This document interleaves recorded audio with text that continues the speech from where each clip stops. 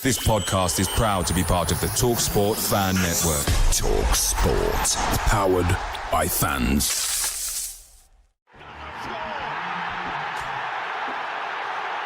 Stalls with the save. To the second here. Classic counter-attack and gives way. Puts Nottingham Forest 2 ahead. Here's Wood. 1-0 Forest. Has made an even bigger difference there. Nottingham Forest have snatched the lead at Anfield.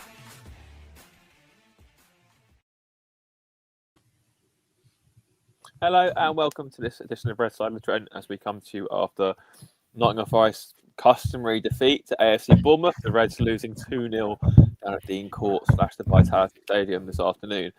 I'm joined by Reiss and Elliott. Reiss, how are you first and foremost? Okay, as always, mate, apart from Forest. What about yourself? Yeah, not too bad, not too bad. Elliott, yourself? I was having such a nice weekend, and then obviously the typical Bournemouth defeat happened. But apart from that, yeah, had a lovely Sunday dinner cooked by mother, and everything's good. Everything's good, and hope you guys are well as well.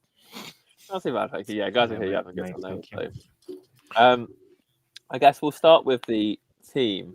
I'll come to you, Elliott, actually, first. This time, I'll come to Reiss for the Porto game. It's the same lineup. Obviously, the only one changed was the enforced one, and that was Zinchenko coming out for Savona and Williams moving over to left back. Were you happy with that team selection, or were you hoping for a bit more variety, given that we only played a few days earlier? Honestly, I mean that apart from Olaina, that does actually look like our strongest team.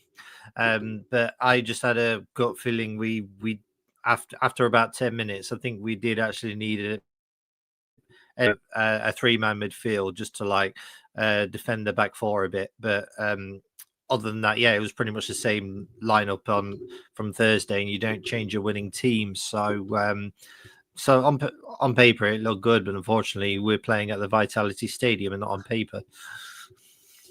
No, that's exactly it. Reiss, obviously, Bournemouth started very fast, as we thought they would. It's a lot quicker than Porto were, as we all thought they would be.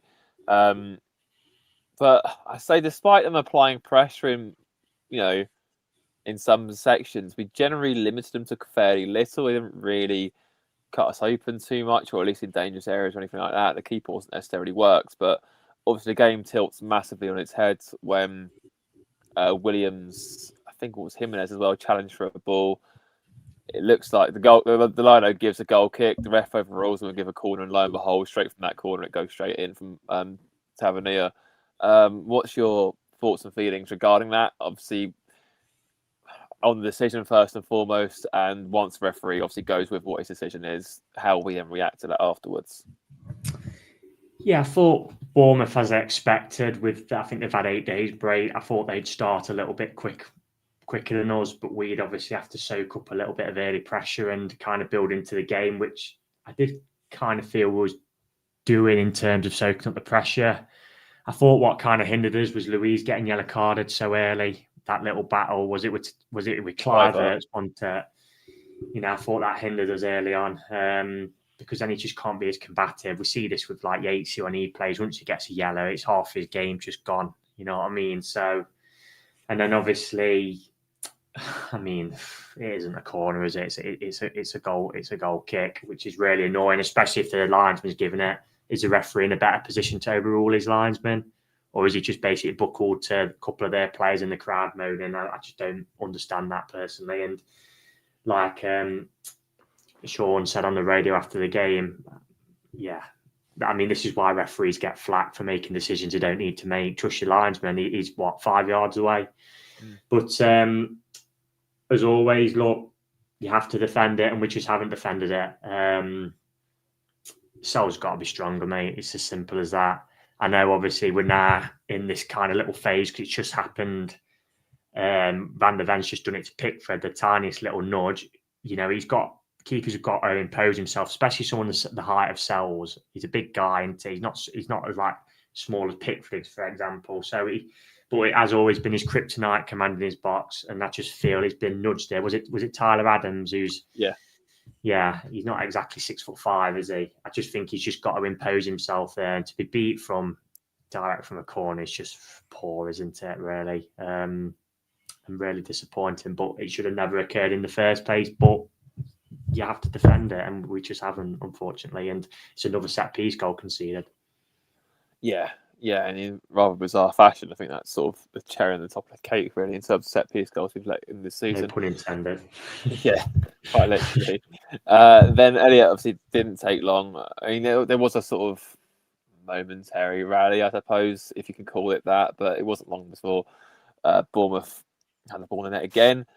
In arguably more frustrating circumstances, Anderson tackles Louise, his own player, in midfield. Bournemouth break, and then it's Stoopy, is that his name? Stoopy, something like that. Shoots from like 25 yards and finds the bottom corner. Again, what's your take on the goal, and how do you think it could have been prevented, and could things have been done better?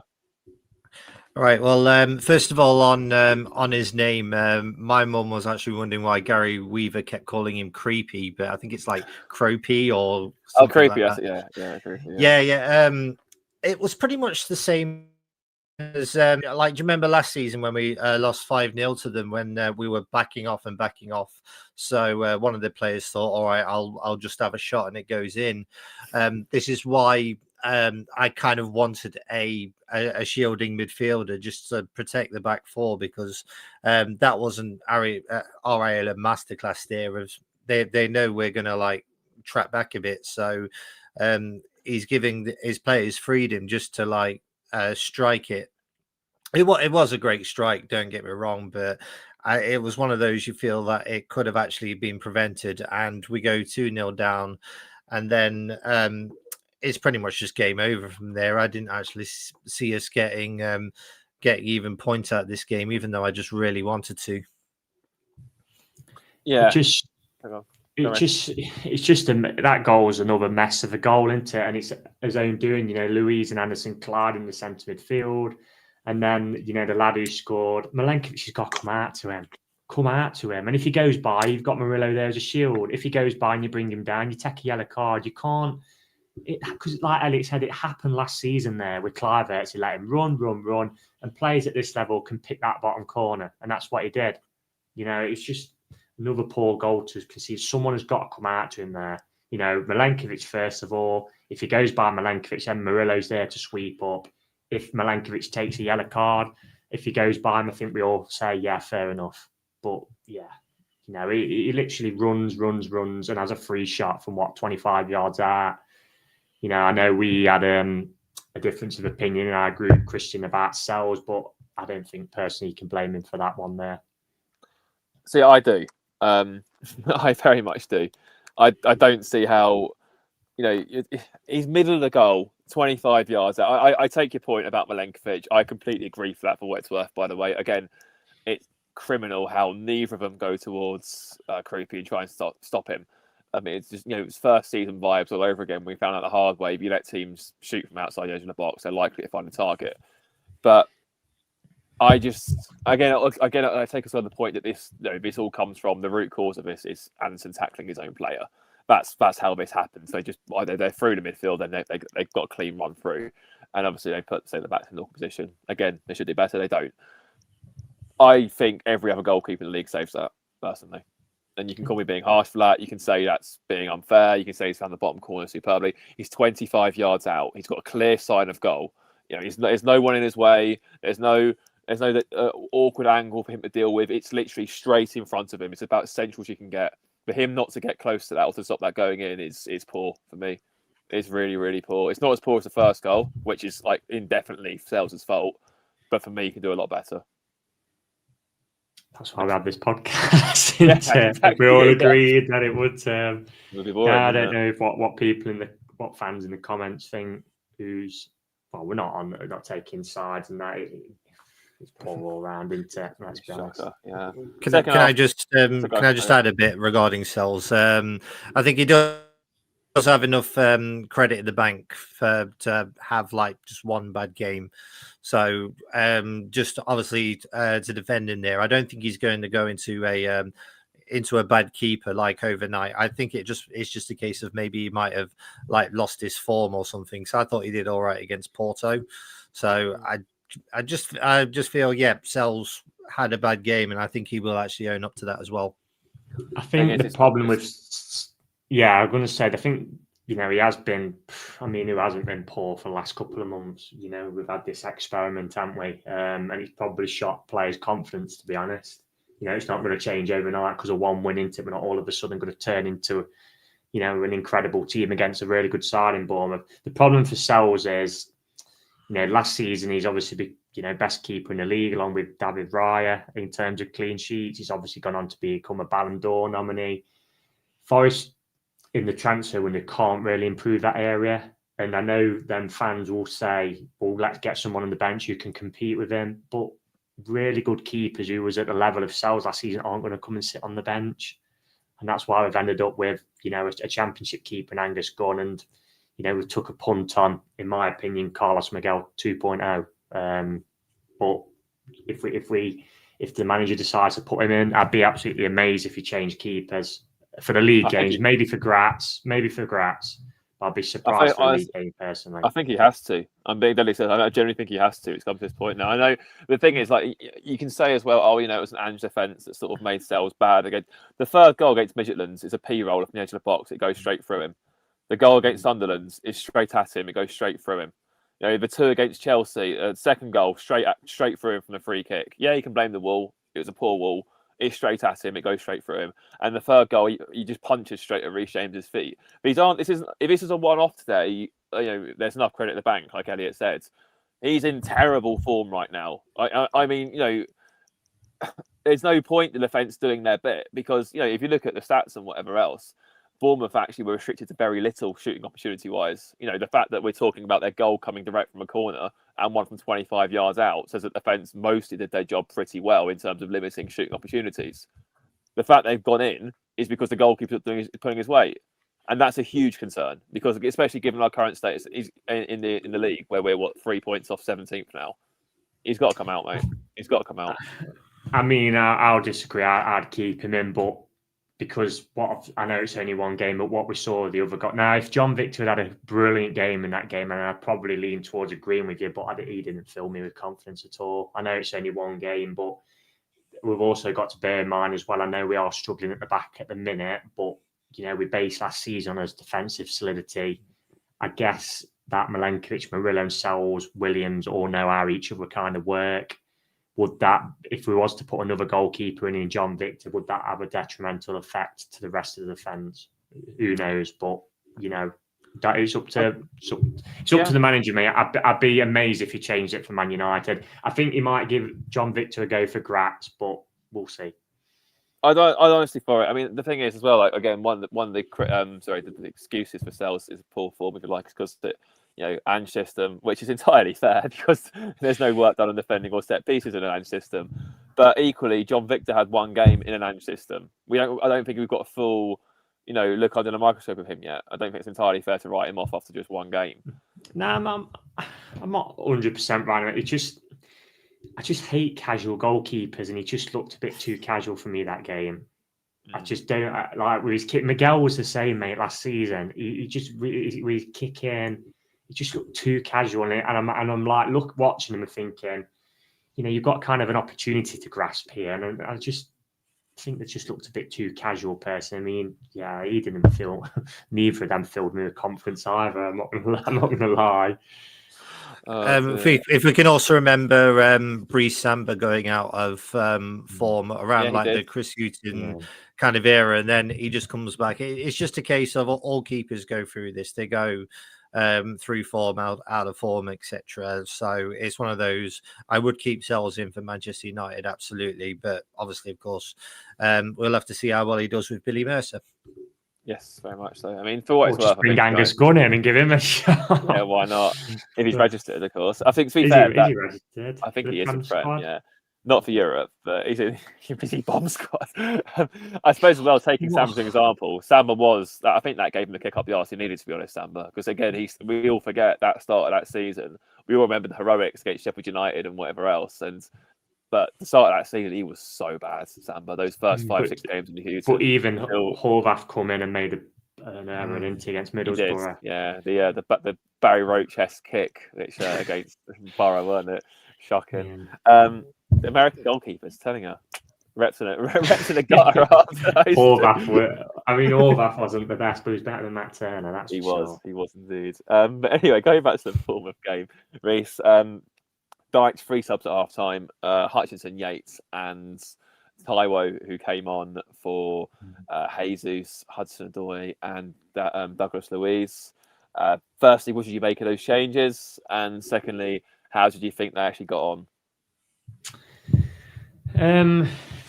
I mean, Taiwo has been pretty much called from the cold, hasn't he? I actually thought he did okay. You know, he put himself about, but that's all you can really ask. But Taiwo ain't going to score goals, mate, for us anymore. He's just not. He's just not. As much, and I love Taiwo for what he did for the first season and the first part of it. But, you know, he should have really gone in the summer. I mean, Callum Mwendo, we've spent 25 million on him. I know he's a different type of striker to Taiwo, but we've not even seen him start a game yet. You know, it seems like Ange didn't fancy him, and Dyche doesn't seem to fancy him at the minute as well. He didn't get any minutes because obviously Hayes, we were 2-0 up, weren't we? Last 10 minutes, you think Thursday night, you think maybe give him a run because obviously he's going to be a bit energetic and that. He didn't get any minutes then, and he comes on today with 2 minutes, and you're thinking, what's the point? You're just thinking, what's the point of bringing him on for 2 minutes? What, 3 minutes? Was he 3 or 4 minutes at a time? So 5-6 minutes, just pointless. I don't know why we brought Ryan Yates on personally, and that's not a slight on him, which I know this podcast is kind of sponsored with. You know, Yates is a destroyer midfielder. He's someone who you bring on if we're ahead. His best qualities, not when we're chasing the game. You need a midfielder who's going to, you know, if we get back in the game. I know fans might say, yeah, we might solidify us, but maybe go to a midfield 3 if you want to do that. But you need to bring someone, a midfielder on who's going to be more progressive. And Dominguez and Sangare, in my opinion, are more progressive. Sangare definitely, because he tries to pass through the line several times as a 6 in games. You know, I mean, and that's not, again, it's not a slight on you. I mean, what could he do? We were 2-0 down, and you're chucking on someone who's, you know, is to make life difficult for the opposition to try and get back in the game. Hutchinson, look, he's not had hardly any game time at all. Again, you're asking for miracles off players, aren't you? You've hardly played, or it's not their kind of string to their bow to get us back in the game. You know, I thought he did okay. The flick to Gibbs White on the edge of the box was brilliant. That was our best chance of the game. Good save from Petrovic. But yeah, he was okay. But the game was won, mate. And, you know, Bournemouth, I'd say they were probably in second gear first half. I wouldn't say they was overly incredible, but they did enough like Chelsea did in that half last week to put us to the sword. In the second half, they played in first gear and at arm's length. And you just felt that if we did get back in the game, which never looked like happening, they'd probably step it up a gear then when they needed to. But they kind of preserved the energy, dropped off as 5 yards, which is probably why we looked a little bit better.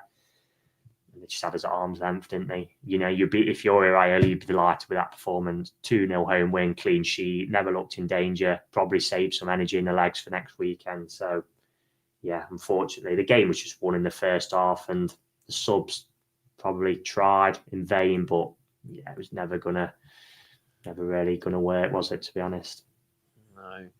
Elliot, interestingly, Dyche mentioned after the game, obviously he highlighted that you know, it was a goal kick and not a corner, which, you know, fair enough. But more tellingly, he said that the players aren't fit enough, which is a pretty big criticism, and certainly, again, highlight and raises some questions about exactly what the previous manager was doing with them in training, if he feels that way. What did you make of those comments? Obviously, you've got them in for training tomorrow as well, which, again, fully on board with, they deserve it. But what do you make of his comments, and how do you sort of see his view and whatever else? Well, I'm going to comment on Areola's one first, and then I'll get to Dyche. Areola has got his team fit, firing. They're very good at turnovers. That was his plan today. They really wanted just to turn up the intensity as much as possible because they know we were going to be tired on the Thursday. With Sean Dyche's interview, I absolutely, I thought that was fair enough. They do need to. They need to look at Bournemouth and see like how they can be a decent Premier League team again, because given the size of the stadium that Bournemouth have, they're an excellent Premier League team. There's no doubt whatsoever about that. And I'm also amazed that people think they can turn up thinking it's going to be an easy win. That's their forte. They're going to really, really turn up the intensity on you. If you don't punish them, if you don't turn up with the same intensity, then they're just going to punish you. So yeah, I thoroughly agree with what Dyche has to say. And if they're not fit enough, why aren't they fit enough? You know, the Premier League footballers, they should be aware that there are no easy games in this league unless it's a fixture with this. But all the same, why aren't they fit enough? That's something that's just bemuses me somehow. Yeah, it's very concerning, to be fair. But again, he's got a full week of them, so we just have to hope and see if we can play a bit better against United. But I'll go for a few comments. So Graham Hedworth said, for me, the ball is not moving fast enough. That's also very true, especially compared to Bournemouth. I thought, they were zipping it around one touch and we were just very languished on it. The ball's around, so you can kick it around. The football pundit says, Gibbs has to be benched. He's missing 10-yard passes multiple times a game. Atrocious body language. Go 4-4-2 with two lads up top. Can't be any worse. Also from Graham Hedworth said that, the two midfield doesn't work, which is inviting pressure. We need three in the middle. We need to stiffen up. And James Cunningham says that Forest team thinks of relegation, and when will a manager have the ball to drop Gibbs White? I mean, we are in a relegation zone, certainly a relegation fight, as we all thought we would be when we hired Ange. This is a consequence of that, I'm afraid. But we'll go on to... we'll before we do set 20 thoughts, actually, we'll start on player performances, and we'll start with Gibbs White, Reiss, because I think no one really out of the the performance, if you swing from Thursday, if you like, Gibbs White very good on Thursday, very bad today for me. What did you think? I've said on this pod before, mate, I don't really want to pick out players. Gibbs White hasn't been good enough this season, no doubt in my mind. But so hasn't everybody else. Nobody's playing at levels again today. Who played well today? No one really. Exactly. Yeah. Probably Nico at a stretch again. Savona, maybe. Yeah, 6 out of 10s though, aren't they? You think they'd have done all right, but they're not like groundbreaking performances. People just not been at that level again today. And yeah, Gibbs White's one of them. Would I drop him? I guess the problem with today's team in terms of the selection was that we argue the case after Betis to stick with that team, what played well in Betis, and then we moan that Ange made too many changes. So I totally get why Dyche played that team today. Because if we'd have made loads of changes and then lost 2-0 today, we'd all probably be sat on this podcast and the people in the comments saying, why did he change it so much? So I understand why I went with that team. I guess the problem was to go with a three in midfield. To do that half time when you're 2-0 down is like one of them, isn't it? You kind of resigning yourself to defeat. I guess if we were going to do that, we probably should have done it from the off. But I understand why we played the team we did because of the midweek performance. Does Gibbs White need to be dropped? Look, there's an argument for it, without a doubt. So obviously next game's Manchester United at home. Would you go for a three in midfield against their two centre mids? We can usually get around them, can't we? So, but it's possible. Obviously McAtee wasn't on the bench today, so he's not overly fancied at the minute. The minutes we've seen him, he's not really done enough, in my opinion, to warrant a start. I guess people say, yeah, he deserves a chance, which is fair. So it's a bit of a tough one. I wouldn't mind seeing as Gibbs White maybe come out of the team Saturday, but we go to a three in midfield with Sangare as your holder, with Douglas Luiz and Anderson. And obviously try and overdo Manchester United in that midfield, their formation. But we'll have to see. But there's an argument for it, but there's an argument to take several people out of the team at the minute. That's why we're swapping wingers every game. That's why we're swapping one of the centre midfield positions. There's also fans saying that we should rest Anderson because he's had a hectic schedule and probably not been at the levels he's been at. So, all this chopping and changing, I don't think is doing anyone any good. And it's probably the reason why we can't get any continuity. But there is a case to be made for it. But at the minute, unfortunately, there's too many consistently performing below par across the board of the team.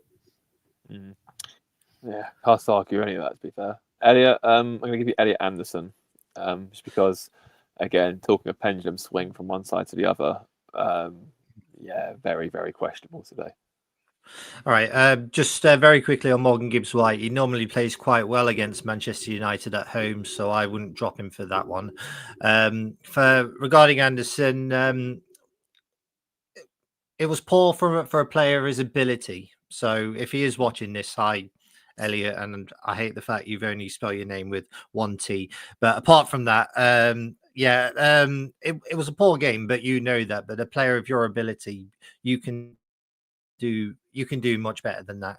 And it's just a case of we needed someone to shield the back four as well. And I thought if we could get Elliott Anderson a bit further up the pitch, I think he might have been a bit more. I thought he would be a bit more effective. But today, just hold his hands up. It's probably another one who's the case of he's just out of form, or it might just be the case that the team aren't performing at the level they should do.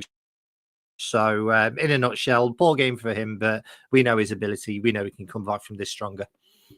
Yeah, certainly hope he does. I mean, to be fair, it's quite rare to see him play to the levels he did today, because I think like I said, we've come to expect so much more from him, and it's probably a testament to how good he is as a footballer. We're all a bit sort of taken aback by it, but. Or do you feel like it might be the case that he might be very, very tired because he's been playing week in, week out, not just for Forest, but for England as well? It's a fair point. It's a very fair point. Yeah, he's not had a break as in the summer. I think you'd probably look at that Graz game maybe to rotate, because I'm far away from in the camp of we need to toss Europe off, but I'm looking at the two games either side of that Graz game in the Premier League. One's massive Leeds. We need a minimum of 4 points from 6 for me, a minimum. We've got to beat Leeds. So I would give, and this is why we said we've got this squad, we can rotate. I would have not massive rotation, maybe half a dozen changes, keep a core of the side, but maybe let Anderson come out, for example, maybe play that midfield free with Sangare, Dominguez, even put Yates in for that type of game. Sturm Graz on, with respect, will beaters, are they? It's a shame we can't give Hutchinson a go, give Callum Owendo a go in that game. He's come from 25 million from France. He's probably worth more than the whole Sturm Graz team. So, that would probably be where I'd probably make a few changes. But I think on Saturday, we probably need to go with a similar side to what we did today, personally. Maybe if Back was back, probably put him in for Ndoye. But again, we're chopping and changing the wingers every game. It's like midweek, we all said how good Callum Hudson-Odoi and Ndoye was, and then today they've both been poor. Hudson-Odoi's been dragged off at half time. And it's like, we need to swap him again. It's just vastly frustrating at the minute, the selection, because players just aren't performing consistently. It will be interesting that Graz team, actually, because you're right. Callum Owendo should be playing, shouldn't he? Because Jesus is suspended. Depending on Woods. Yeah, it depends how long Woods out for, doesn't it? I'd rather keep him for Leeds, even if he is fit. Yeah, no, that's fair enough. That is a big game. We do need some, because I've said this for a couple of pods now, but we're now nearly a quarter of the way through the season. Now, I know it is still early days in the sense of the year, but the gaps are forming. And that's the worry. The gaps are starting to form. You've now got 16 teams on double figures. We need 2 wins to get to double figures. We're a win outside the relegation zone to get us outside the relegation. You don't want to start getting to a point where the gaps are 6-9 points and then toward double figures points. That is when you're in a world of trouble. Thankfully, we're in touching distance of a team in Fulham at the minute, where if we win a game, we go level with them. But they've got Wolves at home next weekend. You'd probably expect them to win that. And I think that. Yeah, so we need some points on the board in the Premier League, because we don't want the gaps to start getting too big, because they are starting to appear now the table's making formation. Very much so, yeah. we all get on to your slept on it thoughts. Red side of the Trent. Slept on it thoughts.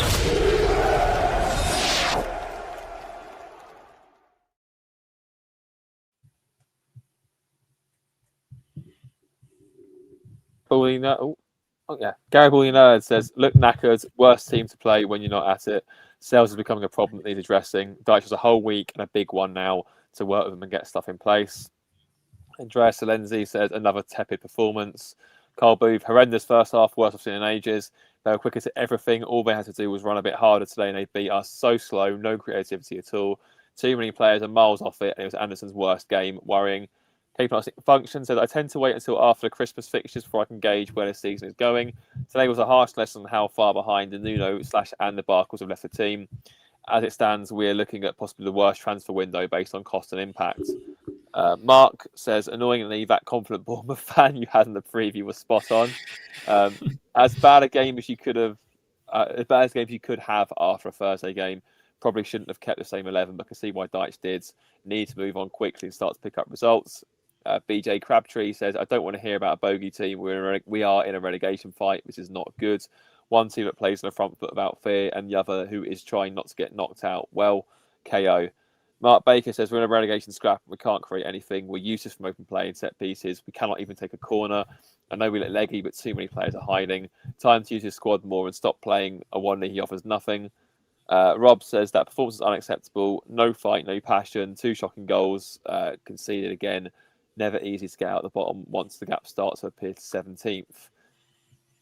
Thank you all for your, not so slept on it thoughts, considering it's only a few hours after the game. But, how big is this week, Reiss? It's the first time, probably since the last international break, I think, where we haven't had a midweek game before. Obviously, because we went out the Carabao Cup to Swansea, as we all know. How big is this week for Dyche, do you think, and his team to sort of really get working? Because you said, United aren't the circus that they were last year. Unfortunately, there's still a bit of element of risk about them and sort of inconsistency almost. I'm not entirely sold by them just yet, but they are getting results and they are winning games. They look a lot better, so it's a tough game to go into. Yeah, it's 3 in a row they've won now, isn't it? And the scoring goals. They are susceptible at the back still. There's no denying that, but they are scoring goals because they have got good players in that forward area. Mbeumo was fabulous last season. Mateus Cunha's a great player. I know people going about his temperament, but he can turn it on. He can win you a game as a match winner. And they've got Bruno Fernandes as well, who's probably there. You'd say close to world-class player. It's going to be a tough game. It's going to be a tough game. It's a big week because, and I'm glad we've kind of got this week on the training ground. So without that extra game in the midweek, so it'll give obviously Sean and his staff time to work with the players, and hopefully we can have a good week and get us ready for that Manchester United game. But we've got 3 games before another international break. Like I said, for me, minimum 4 points from 6 from the home games. Leeds is a non-negotiable, as was Sunderland, as was Midtjylland, in my opinion, which we both lost. Yeah, well, that's why I was out of a job, because we just didn't beat sides. People can say about Sunderland, yeah, they've gone to Chelsea, but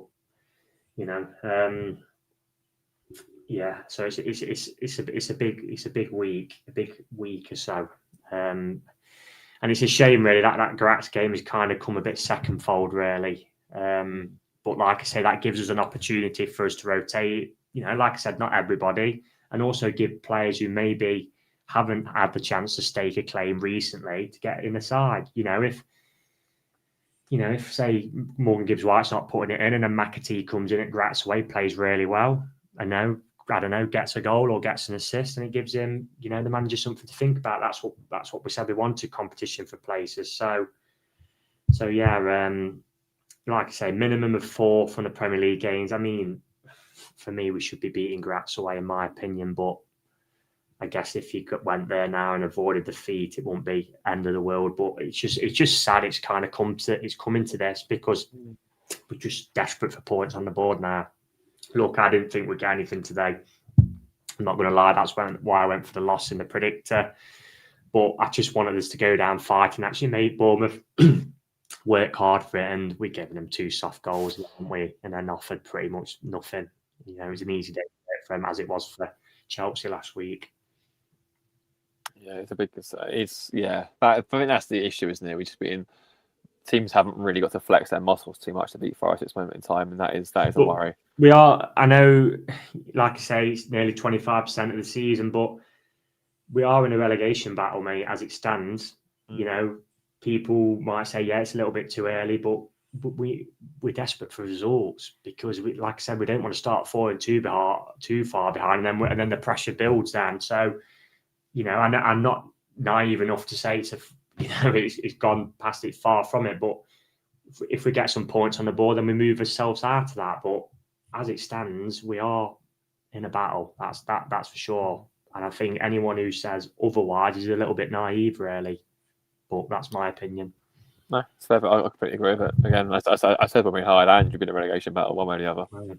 Here we are. This is why we've ended up with, you know, a manager who is targeted as a firefighter. And if we'd have took Sean after noon, I think a lot of fans would have been very disgruntled. But this is that decision from the owner, because that's where it's come down. You know, the owner's decisions of getting in Edu, which has upset the whole apple cart, it seems. Plus, obviously, taking like a winger who a manager didn't want to play for nearly 40 million, hardly. And then obviously making the Ange appointment when we all knew it was wrong. I think if we had appointed the right manager, even if we had appointed Dyche afternoon, I think we'd actually be mid-table now and not be worrying too much about this. And then we could look forward to these Europa League games. But we are in a bit of a pickle at the minute. Yeah, it's very, very concerning. Elliot, what about you? How big for you is this week ahead of the United game? And what sort of things would you like Sean Dyche to be doing with the team? I'd like the same intensity as we did for the Porto match. We saw a really up for it City ground. We also saw some really up for it players that, Manchester United, they're not the joke they've been for the past couple of seasons. They are going to come to the City ground targeting the 3 points. We've got to be doing the same thing as well. So, I do feel this week is very important. We really do need to up the intensity, know that this team, you know, they can be world beaters. We've seen it many times over last season, for example. Like, we were beating the likes of Liverpool, Manchester City. We drew 0-0 against Arsenal at our place. You know, it's not like we've turned into a very bad team. I still have a lot of confidence in this team. I feel we can really do this. But in order to beat Manchester United, we need to have the same vibe, same intensity as we did last season. And if we do that, I feel we will get the win. So in a nutshell, it is very important. Can I just add as well? I think Sean realises that the belief and the confidence has kind of gone out the side when we go behind. I think that is a worry, that when we go behind, it's like we've kind of accepted we're not going to come back. You know, midweek was different because we went ahead. It gave us something to hold on to, as we did a lot of times last season. I think that's why I keep saying in the pressers, like he's reminding them how good they was last season, just to try and install some confidence and belief back in them, because it's been, under Andrew, it's been absolutely drained away. I mean, I'd love to be a fly on the wall what has happened in that regime, because, you know, it's, you know, we've had managers in the past where, look, you've looked at it and think, we need a change of manager. But God, you know, the little digs and the complete contrast of what the performances, what some of them are putting in from last season is just chalk and cheese. And I'm just hoping with a full week's work on the training ground, we can, because obviously it has been a tough week in the term that it's been, you play on adrenaline, aren't you, Thursday night, because it's a big night. And I can see why that's worked out in our favour. You know, it's the fairy tale story, isn't it, really? It's kind of back down to earth today of actually, look, we're against a really good side in Bournemouth and they put us to the sword. So full week on a training ground, I just hope that Dyche can get his message more across and actually get some belief and confidence back into these players. And that will only be done by winning games. So, yeah, a minimum for me against United would be a point because we're at home. But obviously, if we could get a win, that would be brilliant for everybody, really. Yeah, a huge lift as well, especially with the lack of goals that we've been scoring. But that's the most worrying thing, is it? 1 goal in 7 Premier League games. That's awful. That's absolutely Which was awful. deflection from a defender. So much for attacking football advantage, Anyway, just before we wrap up, Elliot, to lift the mood, do you have a fun fact or stat that you were willing to share? I do, but it's very dark, but I'm hoping it does actually cheer everybody up. So I found this in the Newfoundland Gander. It's Newfoundland is based in Canada. So today's fact is Canada's worst air disaster occurred earlier today when a Cessna 152, a small 2-seater plane, I'm going to have to emphasize this, a 2-seater plane, crashed into a cemetery earlier this morning in central Newfoundland. Newfoundland search and rescue workers have recovered 826 bodies so far, and the number is expecting to rise as digging continues. Oh, God, yeah. All the places to crash land, eh? Good Lord. Well, can I follow on with a football fact? Yeah. For those who are watching, obviously, seeing me and Christian in this shirt. For those who don't know, this was the last time we beat Bournemouth away, which is back in 2014. Wow. 2-1 win, goals from Assombalonga and Matty Fryer. Yeah, so the way it goes on, it'll be worn next season if we're still in the Premier League. Must emphasise that. Just to see, actually, we might one day actually beat Bournemouth again. And actually get rid of that horrible chant they sing to us. Oh, God, it's the worst, isn't it? Yeah. Oh, it is what it is. I don't know why Bournemouth hate us so much. I would absolutely love a team like us if... I think it's kind of empathy, isn't it, now, really? I mean, we've had it with Palace, haven't we, in terms of since we've come up, they've not been able to beat us. We've been a real bogey side. I mean, in the Premier League, 11 games have not been in the Premier League, Palace. So, I mean, that is like, we're like their Bournemouth, which is always nice to hear. Yeah. Although we're always drawing to Palace, but yeah, I get your point. Yeah. So it's a 4-point season. Yeah, as long as it's a 4-point season, we'll take it. Fine. Yeah. Anyway, we will be back in a week for a Man United preview of sorts, whether that's with ourselves or with a United fan. They're about 10 a penny, so I'm sure we'll find one somewhere to sort of go through the game. And yeah, obviously next week we'll be back with our usual review on the either Saturday night or Sunday. Sunday morning, I imagine. Yeah, we'll see how it goes. But until then, obviously pretty bleak at the minute, but fingers crossed it gets better soon. Thank you all for joining us, and enjoy the rest of your weekends, enjoy the rest of your week, and come on, you Reds.